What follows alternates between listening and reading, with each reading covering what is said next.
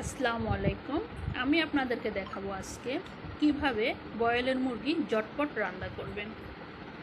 অনেকেই ব্রয়লার মুরগি খেতে চান না, গন্ধ লাগে বা ভালো লাগে না।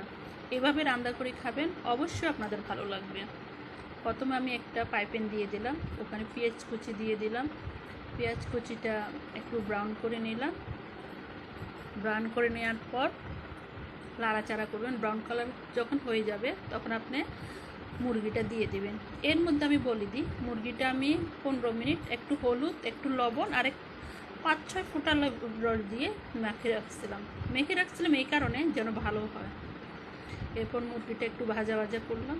মুরগিটা 5 মিনিটের মতন ভাজা করে আমি উঠে ফেললাম। যথেষ্ট পরিমাণ পেঁয়াজ আমি সরাই মুরগির মাংসটা উঠে ফেলছি। এর মধ্যে দিয়ে দিলাম আমি 1 চামচ আদা, 1 চামচ রসুন দিয়ে এটাকে ভালো করে কষালাম।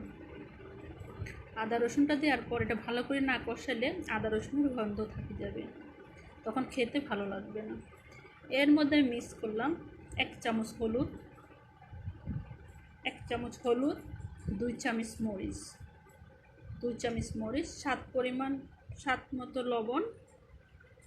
এরপরে আগে দিয়ে দিলাম এলাচি, দারচিনি, ধনের গুঁড়া। মরিচের গুঁড়াটা দেওয়ার পর আমি কোনো পানি মিক্স